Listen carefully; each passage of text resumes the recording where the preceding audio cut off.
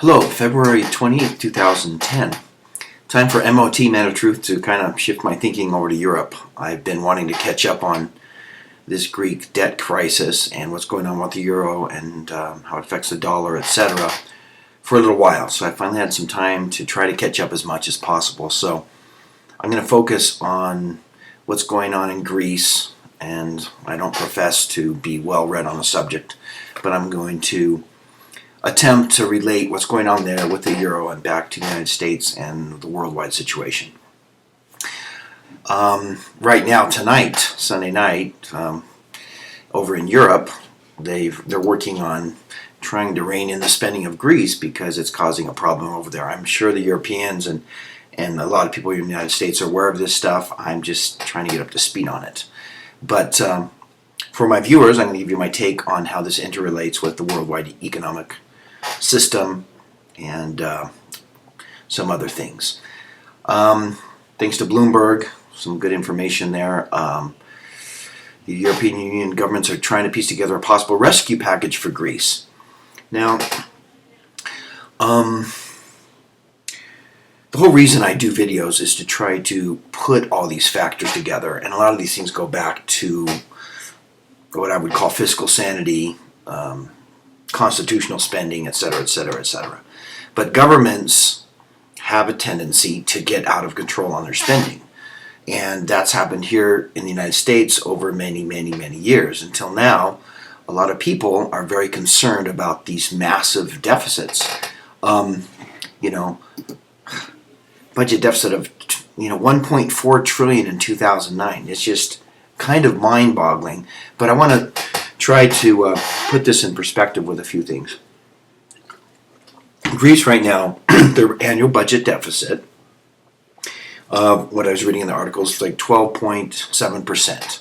And the EU is going to put tremendous pressure on them to get that deficit down by 4 percentage points, or down around 8.7%. With the tremendous spending that's been going on here in the United States is about at 10% of budget deficits. So if you look at the big picture, the time would come when the United States will be under pressure, serious pressure, like Greece is right now, to rein in their budget deficits. But let's go back to Greece. Socialism, government spending, when the government tries to take care of everybody, it tends to end up getting out of control. And that's what's happening in Greece. I've noticed that the retirement age in Greece is 55 years old. So at 55 you can retire, and then you're depending on the government to manage your retirement portfolio and pay for your life from then on. And with medical advances and a lot of things all over the world, people tend to be living longer. And so you can see the handwriting on the wall that if you are trying to take care of a lot of people here in the United States, I know it's a completely sensitive issue, Medicare, Medicaid, but it's massive amounts of government spending is on extracting money from people that are working and delivering it to people that are not still working, or that need it, quote, need it. And it's always done with good intentions, or supposedly done with good intentions, but at some point it gets out of control, and the politicians in Washington and in many other countries don't seem to be able to say, look, we got to stop, we got to cut it here, because if not, it's going to keep on going and going and going. And it's a principle. You cannot keep spending this kind of money. Sooner or later, you got to pay the piper, or it's going to come home to roost. So, in Greece, that's happening right now. Greece has $20 billion of payments that are due on their debt in May and April. They don't have the money right now. So, frantically, France, Germany, and other heavyweights over there in the Eurozone are very concerned about this and thinking about how to bail out Greece to kind of hold this whole thing together. It is pretty complex, but I'm going to try to explain it like this. I mean, you have the euro, which is an international currency, or a currency for the Eurozone, which is governed by a body, out of the ECB out of Frankfurt, Germany. And the euros for all those, 14 countries now.